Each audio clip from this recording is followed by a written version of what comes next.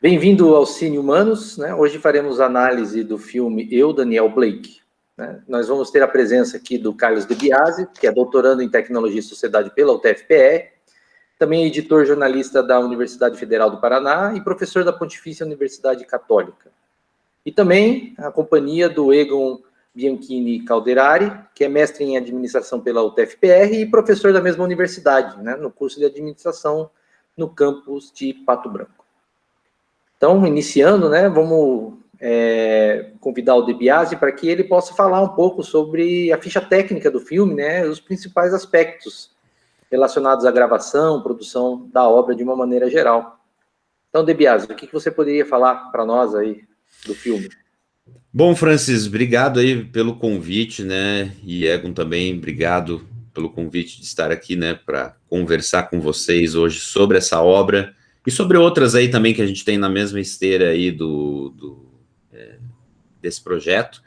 E, enfim, né, eu acho que, acima de tudo, quando a gente está falando de Daniel Blake, né, a gente está falando de Ken Loach, né, que é o diretor, né, dessa obra, e a gente está falando, assim, de um verdadeiro gentleman, vamos dizer assim, um gentleman crítico do cinema, né, então, assim, ele já traz esses temas que ele trabalha em Daniel Blake muito forte e assim, com uma presença muito forte na carreira dele, né, então, assim, quem é ele, né, ele é praticamente, assim, um filho de um movimento que é muito importante a gente salientar aqui, né, que é o movimento da Nouvelle Vague. A gente sempre associa a Nouvelle Vague à França, né, mas a gente precisa lembrar que existe diferentes Nouvelle Vagues a partir da Nouvelle Vague francesa, que é, assim, a que inaugura, né, nos anos 50,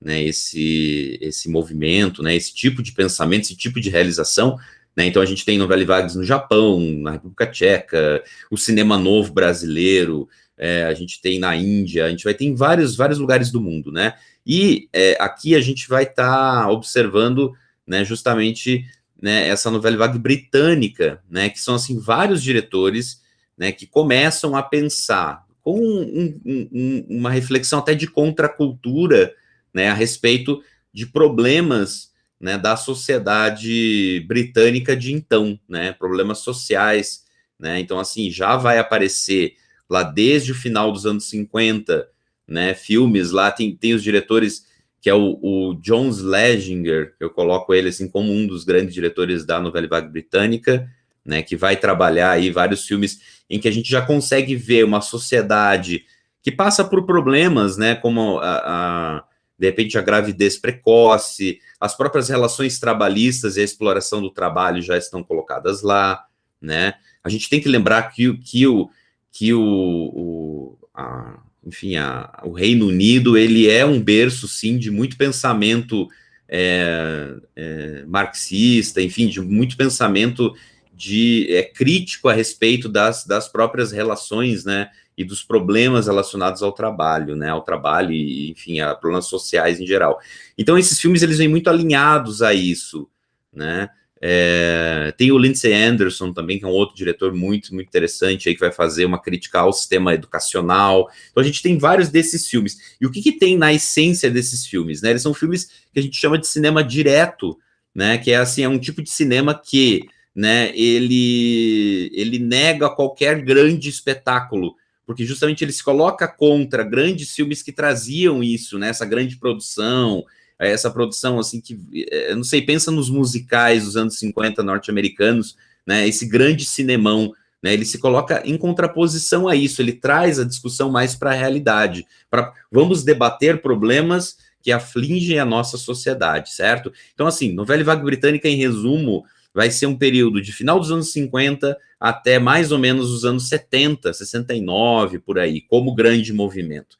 Mas ele continua vivendo, né, assim, um movimento cinematográfico não termina no último filme que o livro didaticamente diz, né, ele continua influenciando outros realizadores. E aí a gente vai emendar justamente um dos primeiros filmes do Ken Loach, que é o Cass, né, que é um filme, assim, ele é, assim, depressivo pra caramba, mas ele fala, assim, da relação né, de um menino com uma... É bem poético, e nesse lado também a gente vê um lado Ken Loach interessante, que é a relação de um menino com uma águia, e a impossibilidade dele ficar ali com aquela águia, enfim, é tristíssimo o filme, mas ele mostra como pano de fundo toda essa juventude um tanto perdida, né, que existia no pós-guerra, vamos pensar assim, tá? E aí, claro, se a gente for caminhar, daí já entrando no filme que a gente está debatendo hoje, o Daniel Blake, aí a gente vai ver esses aspectos técnicos muito fortemente colocados ali. Se vocês repararem, quem está ouvindo a gente, vendo a gente,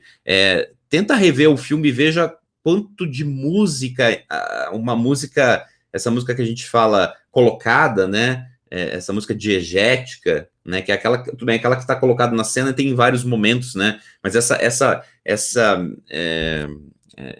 convenção cinematográfica de ter uma música que emenda sequências, ou nas sequências mais impactantes, normalmente o cinema clássico colocaria algum fundo musical. Não existe isso nesse filme, né? Não tem em nenhum momento esse tipo de coisa, porque se coloca muito o que é a realidade. Então, os cortes são secos, né? As relações, às vezes, algumas situações são quase...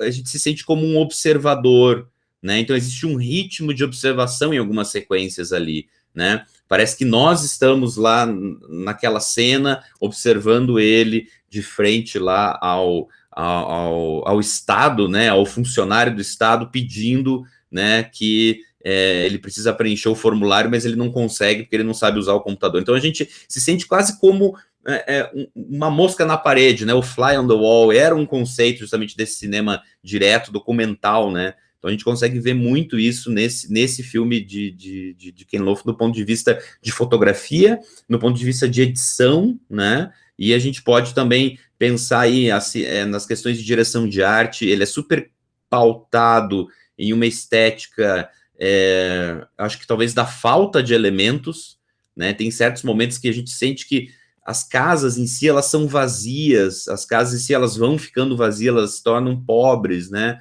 Ele vai trazendo muito isso, pautado no que, né, numa situação de miséria, trazendo essa ideia, assim. Tratamento de imagem, é um filme pouquíssimo colorido, né? Isso também me lembra muito essa questão da novela vague britânica, em que todos os filmes são preto e branco, praticamente, né? Então, assim, isso contribui a esse olhar mais realista, a esse olhar mais triste, vamos dizer assim, sobre a realidade. Então, ele está comunicando através disso, né? Então, tecnicamente, o filme, ele é muito, né, isso que vem, né, para poder debater esses temas que estão colocados ali, né?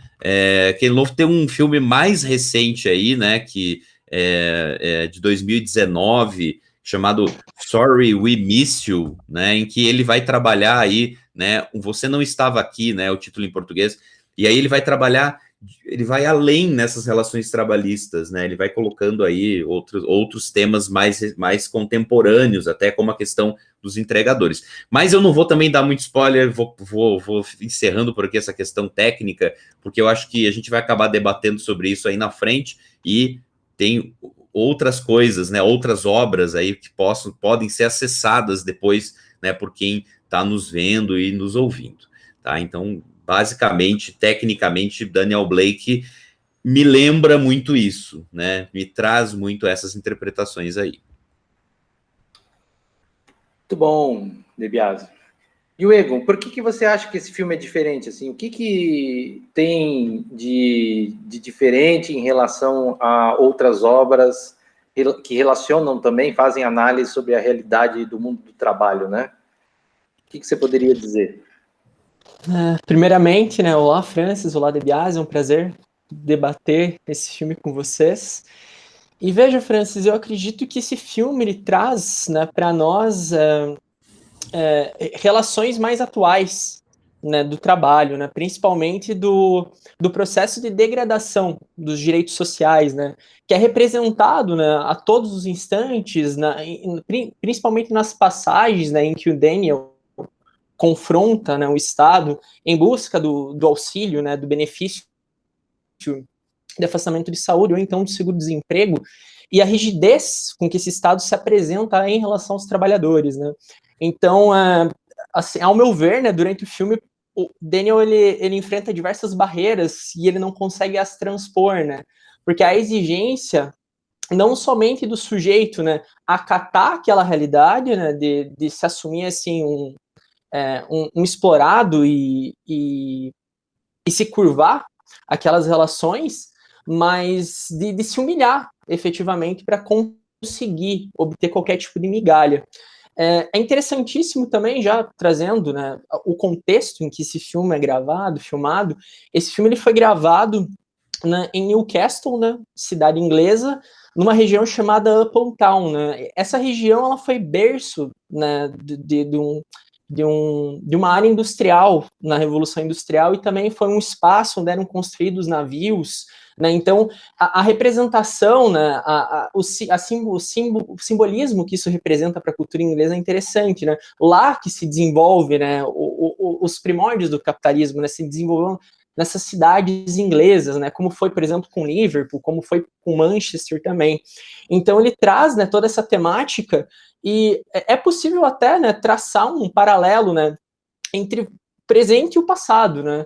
Será que de fato as relações elas mudaram tanto, né, de 1750, 1850 para cá, desde as primeiras duas revoluções industriais, né? Passamos por um período, né, de assistencialismo social durante praticamente aí 50, 60 anos, né, de 1930 até 70, início dos anos 80, e nós percebemos que essas práticas, né, liberais, de um Estado menos presente, elas novamente precarizam, né, as relações sociais, precarizam as relações de trabalho, e acredito que é isso que o Loaf quer expor, e as atuações, né, devem ser destacadas, né, principalmente do David Jones, que é a estreia dele no cinema, e ele foi agraciado com a Palma de Ouro, com o prêmio BIFA de melhor ator, BFA de melhor ator, né, protagonista, né, principal. O filme recebeu a Palma de Ouro também em Cannes em 2016. E a atriz, né, Halle Square, também recebeu o prêmio de melhor atriz no Bright Independent Film Award. Então são prêmios assim que ilustram, né, a capacidade desses atores representarem aquela realidade crua, né? Que acredito que era isso que o próprio Loaf, né, ele, em algumas entrevistas, né, principalmente na estreia em Cannes, ele expôs, né, que o objetivo era retratar a realidade de fato como ela é, né, expor essas relações hoje, como elas se configuram, né, e de fato questionar se alguma coisa mudou durante todo esse período, né, porque parece que a gente passa por uma transição, e durante um período os direitos trabalhistas vai sendo construída, na verdade, né, vai sendo construída a partir do Estado, um processo de proporcionar mais segurança, né, ao trabalho, à população, e isso parece estar desmoronando nesse momento. Acredito que o destaque seja dado a principalmente esse processo. Eu acho que tem uma escolha muito interessante aí, até eu tava refletindo isso, numa revisada do filme, daí assim, a necessidade, né, e o quão importante é a revisada do filme, né, existem sequências que talvez a gente nunca presta muita atenção, ou elas marcam, mas elas desmarcam rapidamente, porque a gente vive num mundo cheio de estímulos, né? Então, assim, eu até revisando o filme, vi há 2 anos atrás, revi ele para a gente poder fazer esse debate aqui, e eu tinha esquecido, e me impressionou como da primeira vez, aquela sequência da protagonista lá, em que, perdão, ela vai lá no exército, salvação, seja lá o que for, e aí ela fica com fome no meio, e ela, enfim, o desespero dela de comer, abrir a lata ali mesmo, essa coisa de você ficar observando, né, as coisas de longe e se sentir como se estivesse lá, que eu acho que essa questão da realização faz isso muito. Mas o que eu queria lembrar, perdão, é justamente essa questão de que qual que é a escolha de atores que ele faz, né? Qual é a escolha dos tipos que ele coloca ali? Isso também vem muito do roteirista, né? O roteirista dele, esse roteirista, ele caminha com o Ken Loach há bastante tempo, já recupera o nome dele aqui, ele tá nesse outro filme que eu citei para vocês também, então eles têm uma relação bem interessante, os dois, que é essa escolha, né? Então, assim, ele poderia contar essa história do ponto de vista do imigrante, né? Como tem alguns imigrantes, enfim, possíveis imigrantes ali, né? Em volta, em torno, né? Mas eu acho que ele escolhe, né, figuras típicas desse ambiente que Egon falou aí, né? Newcastle, né? Assim, é a decadência do trabalho tradicional, da função tradicional, né? Assim, a degradação dessa função primordial de carpinteiro, que ele é um carpinteiro, enfim, né? Um tipo de trabalho tradicional, e o quanto que de repente, o Estado está deixando todo mundo assim, numa situação de pauperização cada vez maior, né? Uma pauperização não só econômica, mas das próprias relações entre, né, Estado e indivíduo, dá para a gente pensar. Mas, enfim, ele escolhe dois tipos. Então, assim, a moça e ele são dois tipos comuns, né? São dois tipos que talvez a própria sociedade britânica se surpreende ao ver ali, que talvez pense muito que não, eu acho que é mais o imigrante que sofre esse tipo de coisa, ou aquele que está irregular, ou aquele que ou o negro, ou enfim, né, o chinês. Acho que é ele que sofre isso bastante, o indiano, né, a sociedade britânica é muito forte. Então, assim, é ele que sofre, não é o nosso tipo básico, né, nosso tipo tradicional, né, assim, eu acho que o Ken Loach ele faz isso, coloca esses dois aí muito inteligentemente para provocar a própria sociedade britânica, né, a própria sociedade ali local, para pensar o quanto que essas relações estão ficando pobres, né, enfim, miseráveis, de alguma forma. Sim, ele utiliza, na verdade, os atores, né, não famosos, não populares no cinema, nas estreias, justamente para isso, para passar uma maior naturalidade, né? E é interessante como ele trata elementos assim subjetivos, né, que passam muitas vezes despercebidos, né, durante o filme. Por exemplo, o vizinho do Dan lá, do Daniel, é apelidado de China. Né? Então, a presença da produção chinesa, né? A degradação do trabalho na Inglaterra tem uma relação direta também com a internacionalização do capital, né? Da terceirização da produção para a China. E o Dan, durante vários momentos, ele expõe isso. Vocês querem que eu busque emprego, mas não existem empregos. Né? Mas daí, né, ele sempre recebe uma resposta direta de que, olha, isso é responsabilidade sua, né? Você deve encontrar. Nós, infelizmente, estamos fazendo somente a nossa parte aqui. Né? Estamos tentando ajudá-lo, né? Estamos tentando resgatá-lo. E acho bem interessante isso.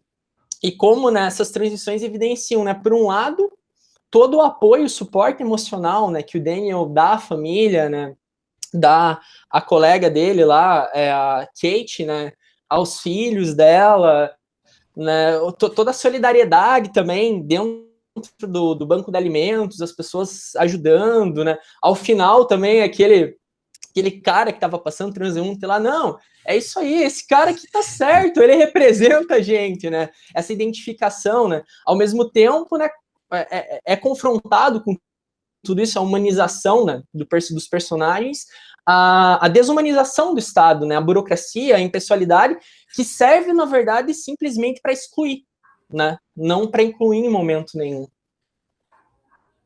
O grande objetivo do Estado, na verdade, o que ele está fazendo por você é desonerar logo você da folha de pagamento dele, né? É isso que se busca, né? Todos aqueles funcionários, eles parecem mais preocupados em fazer essa desoneração, saia logo das custas do Estado para reduzir, né, os custos, do que necessariamente te ajudar de alguma forma, né?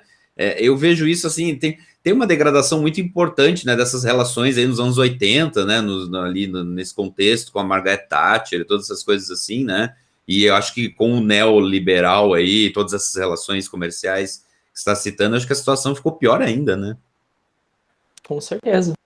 E o destaque que vocês dariam, por exemplo, né? A gente falou bastante do papel do Estado em relação ao indivíduo e como essa burocracia trata de uma maneira impessoal, querendo desonerar ele mesmo, né? Do orçamento do Estado, vamos dizer assim, ó, não me cause mais problemas financeiros, né? Ao mesmo tempo, parece que essa situação em que vivem os dois personagens principais cria uma relação de proximidade entre eles, né? Mas é uma relação de proximidade, por exemplo, diferente daquelas retratadas no cinema norte-americano. A partir no cinema, nesse filme especificamente, você vê que da dificuldade nasce a relação. No cinema norte-americano, quando retrata as questões trabalhistas, é do ideal que nasce a relação, daquela idealização. Então, nós seremos vitoriosos, nós seremos... Ali, nos dois personagens, né, não há essa perspectiva. É como se eles estivessem apenas em busca do básico, até um momento que o Daniel, por exemplo, já parece que já está entregue, já se entregou mesmo ao sistema, né?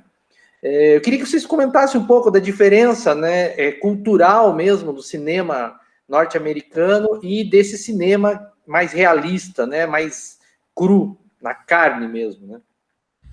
Uhum, uhum. Eu acho que existe mesmo essa questão de talvez uma idealização de tudo, né? E daí essas questões até de linguagem que a gente tá colocando, vai ali, o momento que ele encontra lá a menina, né, na casa, né? Ele vai lá e ela sai para fora. Eu tô assim contando meio geral para não dar spoiler para quem tá assistindo, né? Depois vocês vão saber, né? Mas momento que ela sai ali, aquele momento, assim, um momento de muita tensão, né? Que tá chorando e tal. Invariavelmente, cinema norte-americano colocaria ali, né, uma orquestração, colocaria alguma coisa muito forte, assim, né, algum momento muito triste, depressivo, mas que talvez tenha uma redenção. E eu acho que até lembrando de roteiro, falando nisso, Francis, eu acho que ele desenha, ele brinca com isso até, né, ele brinca com isso aí, porque o final do filme parece que tudo se encaminha, né, tá tudo dando certo.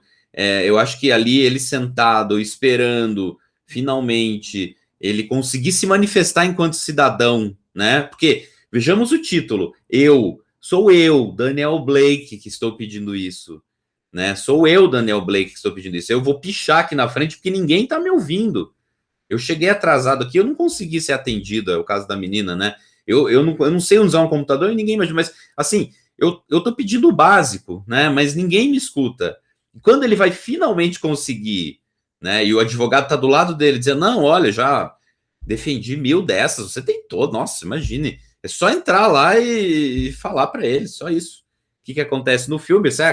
Pode dar spoiler, ou Egon, Francis? Pode dar spoiler? Vou dar spoiler aqui. Não? Pode, Pode. fica à vontade. O que acontece é tragédia, né? Então eu acho que enfim, né? Ele nunca consegue falar aquilo. Quando ele fala no final, na cena final, não é pela voz dele, é pela voz da menina e o enterro baratíssimo às 9 horas da manhã, né? Que é o horário mais barato que se enterram os mortos, os pobres mortos, né?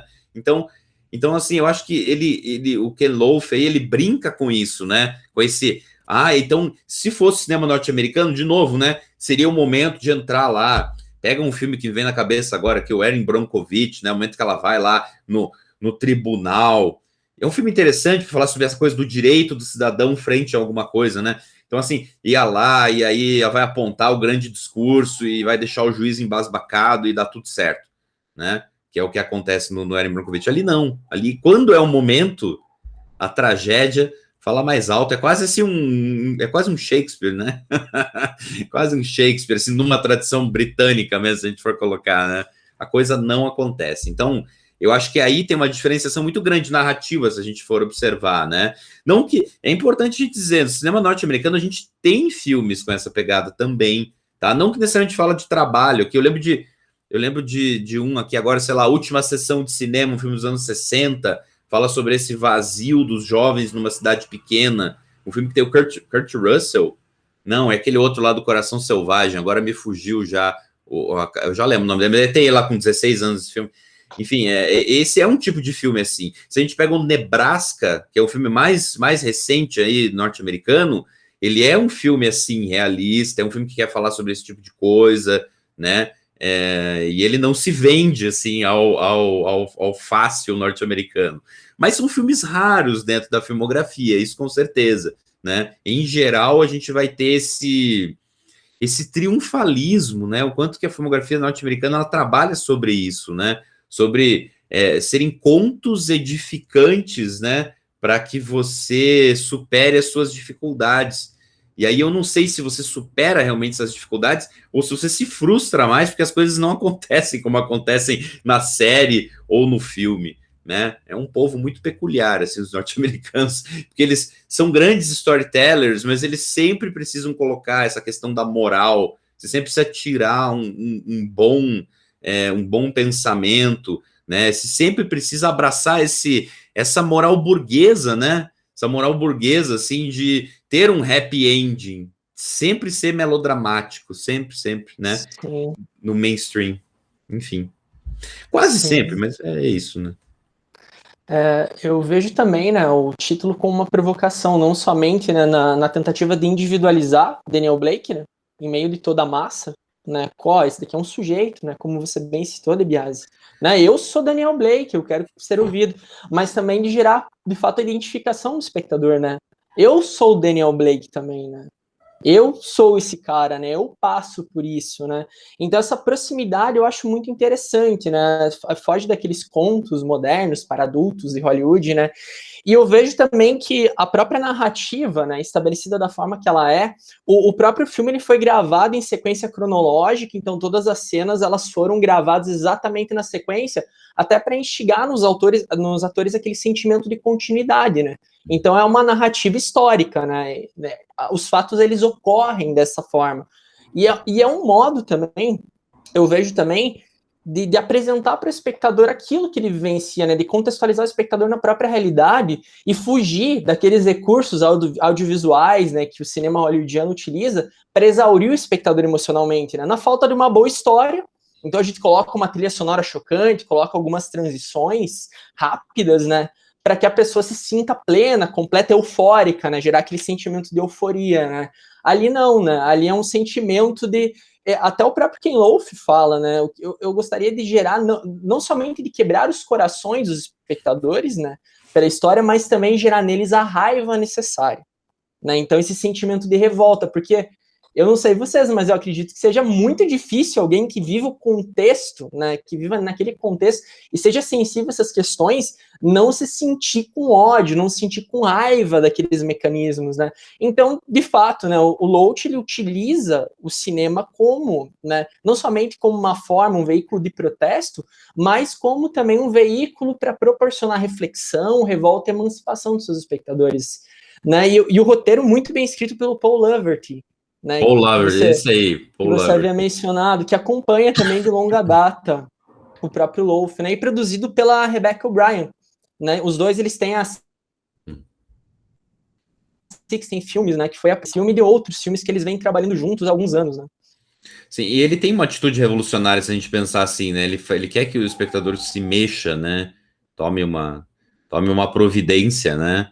Nesse sentido, ele, sem o diletismo, é lógico, né? Mas ele se coloca assim na mesma perspectiva, assim, daquele bom cinema lá, né? Ou daquele cinema revolucionário soviético, né? Que trazia lá os Eisensteins da vida e coisas assim, que queriam, naquela época, fazer com que, sei lá, os camponeses, operários, eles se colocassem e refletissem sobre enfim, a exploração que eles vinham sofrendo, né? Só que, claro, aqui não tem esse panfletário, né? Eu digo assim, que é um grande cinema porque ele trouxe muito em linguagem, né, para o cinema, para o grande cinema, enfim, para a história do cinema em geral, né? Até para o grande cinema de Hollywood, né? Ele trouxe muito isso. Mas ele tinha essa perspectiva de fazer um cinema revolucionário, em contraposição justamente a esse cinema burguês do happy ending, né? Naquela época mesmo eles já se colocavam nesse sentido. Então, dá para a gente fazer não sei, é um tataraneto, assim, dessa questão aí, é o Ken Loach. Mas eu acho que vem muito dessa coisa, assim, revolucionária dele, ou de pensar, tipo, de pensar como que os trabalhadores podem, sim, se organizar, como que você, não como trabalhador, mas como cidadão, o quanto que é necessário você fazer voz às coisas, né? A um sistema que te oprime, o quanto que as pessoas... Porque todo mundo quer, né? Todo mundo quer, mas só no momento que alguém toma aquela atitude que as pessoas vão ali realmente protestar, né? Quando ele vai pichar lá na frente, as pessoas vão protestar. Ou quando ele fica bravo com o atendente que está atendendo a amiga dele lá, a futura amiga dele, e aí ele fala, não, você dá a sua vez. Não, é claro que eu dou minha vez, não tem problema. Né? Então, assim, as pessoas elas estão só esperando, de repente, uma atitude para poder também, né, se tomar alguma atitude, fazer alguma coisa, ainda que o Ken Loach ele mostra que é difícil, né? Não é muito fácil. Você é mais facilmente expulso de dentro da repartição do que necessariamente consegue mudar alguma coisa ali naquele momento.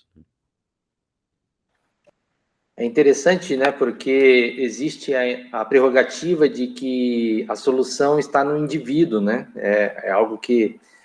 então, por exemplo, não temos ali no filme nenhuma, ou praticamente nenhuma menção em relação ao sindicato. O sindicato, por exemplo, inexiste, algo que foi muito forte na sociedade britânica por muito tempo, né. Da mesma forma, o diretor, né, ele diz, olha, sinta raiva, né, sinta essa angústia junto. aí a gente, ao mesmo tempo, pensa assim, mas eu vou sentir raiva de quem no filme? Porque a burocracia, ela despersonaliza tanto, por exemplo, que você vai ter raiva do guarda que ajuda a expulsá-los de dentro da repartição? Não, mas ele não é bem, né, a atendente. Quer dizer, não, a burocracia, ela causa também essa difusão em relação a quem é o culpado de tudo isso, né? Ela impessoaliza ao extremo. E aí isso fica muito visível, né, no filme de uma maneira geral, né? Ainda que o filme evitou de fazer com que a própria vítima se tornasse fruto de raiva de quem está assistindo o filme, quer dizer, porque há uma tendência a culpabilizar as vítimas, né? É uma tendência por conta dessa ideologia neoliberal e, sobretudo, dentro do neoliberalismo, a ideia de que o indivíduo salva tudo e a todos, né? Mas eu queria que vocês comentassem também a cena final, né, do enterro, né? Porque, apesar de tudo, ali existiam poucas pessoas, mas pessoas diferentes umas das outras, né? Quem estava participando ali, velando, homenageando, fazendo a última homenagem, eram pessoas que talvez até meio acidentalmente faziam parte do Daniel Blake, né? O que vocês poderiam dizer sobre essa cena final, né? Que sensação, que mensagem está sendo passada ali? Essa cena final é muito tocante, né? Como o próprio De Biasi já citou, né? Daniel Blake não foi ouvido e precisou ser, né, representado pela sua grande amiga. Eu acredito que o filme, na verdade, nessa cena final, esse simbolismo também da diversidade de etnias, de pessoas diferentes, de gerações, né, todos estão submetidos a essa mesma lógica, né, da impessoalidade, né? Então ali parece que foge um pouco daquele formalismo todo que o Daniel enfrenta durante todo o filme, né? Até na cena que antecede isso, né, uma das últimas falas dele, até foi bem marcante, assim, né? Ele fala, né, não acredito que minha vida está na mão deles, né, deles como representantes do Estado, né? Então, para esses sujeitos, a vida dele não vale nada. Então, apesar da ausência do Daniel no final, né, dele não estar mais ali, na presença dele se faz presente até pelo que ele representa por todas aquelas pessoas, né? Então, para mim, é um contraponto, né, entre a impessoalidade da burocracia, entre a máquina, assim, de moer, de amassar almas, né, e vidas, com as relações de fato. É como se fosse, não uma idealização, né, mas é como se fosse uma crítica do próprio Loach, do próprio roteirista, né, ao que de fato resume-se a vida, né? A vida é isso aqui, né, não aquilo que é representado lá fora. Agora, aí, uma terceira avisada vai precisar, porque você me deixou com uma pulga atrás da orelha aqui, Francis, porque agora eu não sei se aquelas pessoas que estão lá nessa parte, nessa cerimônia, elas apareceram no filme antes, eu não lembro agora direito delas, sabe? Agora eu não sei se o diretor não quis fazer uma alegoria, assim, de dizer que assim, é o Elas coletivo, né? apareceram no filme. Apareceram. Apareceram no filme. Inclusive, uma das pessoas que fazia parte lá Da da repartição. burocracia estatal estava presente lá. Ah, tá ali, ok, ok. Então, bom, então ele não vai uma alegoria, ele faz, na verdade, ele pega ali as pessoas que acompanharam e elas, é um momento de reflexão delas ali, né, que apareceu. Mas, assim, tem pessoas, mas não é cheio, né, para homenagear ele, assim, tá ali, né, enfim, de alguma forma. O que me chama a atenção daí é como edição do filme, né, tem vários momentos que é como se a gente piscasse o olho muito, muito lentamente, não sei se vocês perceberam, mas ele gosta de fazer o fade out e o fade in, né? E aí me chama a atenção também o quanto que, como realizador, como roteirista, como obra, a força de você terminar súbito. Terminou, é isso. Termina tão súbito quanto a própria vida de Daniel Blake. Né? Você espera que, não, mas espera aí, não tem mais um pouquinho? Não dá pra gente fazer uma cena assim do túmulo dele e da menina que gostava dele lá, né? Da filha, né? E do filho botando uma florzinha ali, Daniel. Não é isso. Você perderia, você distenderia, né, essa capacidade narrativa que o filme tem, né? A voz dele encerra, a voz dele na voz da outra, encerra o filme, termina aqui, créditos finais, sem música. Como eu falei para vocês, é sem música, quase sem música, né? Então, assim, é isso, né? Eu acho que o que surpreende também, eu lembro que quando eu assisti pela primeira vez, eu falei, nossa, termina assim, acabou, já era, né? Eu acho que tem essa função narrativa também, né? De você conseguir fazer um filme que é aquilo que você quer falar, é isso, é muito mais forte do que você ficar estendendo aquilo por mais cenas, né? Já foi. Este é o meu recado, assinado Ken Loach, né? Então, acho que é isso. Me dá essa última sequência aí. Em termos gerais, assim, para quem gostou do filme, que outros vocês recomendariam, né? Que poderiam, de certa forma, dialogar com este? Pelo meu lado aqui, assim, eu acho que ele continua trabalhando, batendo nessa precarização das relações de trabalho, né? Nesse outro filme que eu já citei aqui na nossa conversa, né? Que é aquele, o Sorry We Miss You, né? De novo, vou ter que recuperar aqui só para ver qual que é o nome dele aqui. Você Não Estava Aqui. É um filme de 2019, bem interessante aí sobre essa questão dos entregadores até, essa pauperização das relações de trabalho com relação a isso, né? Essa flexibilização absurda dos direitos, né? Enfim, que dá um outro debate aqui, certamente.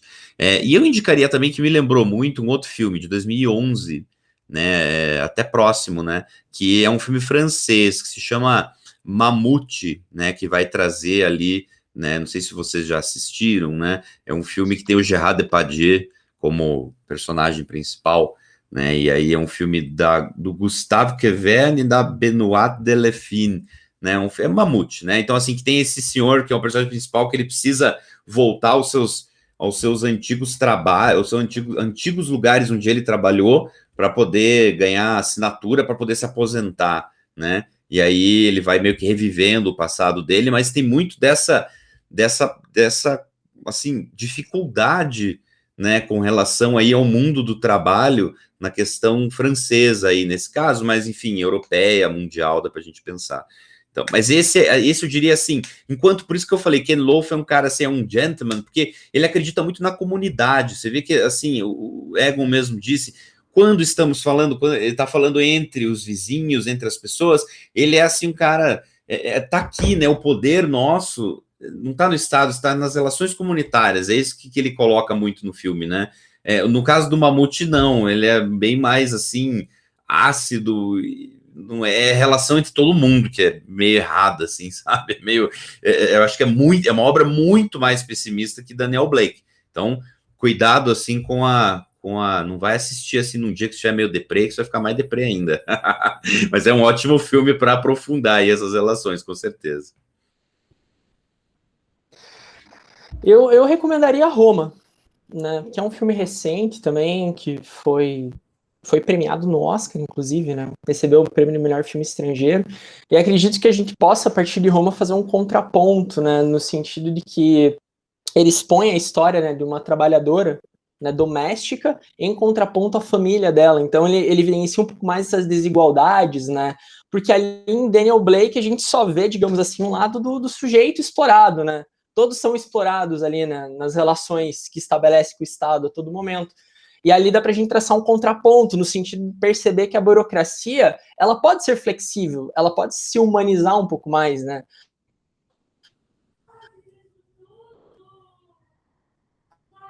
Aí depende do mecanismo que se destinam, né? Ou o público que solicita do próprio Estado também auxílio, ajuda, apoio, suporte.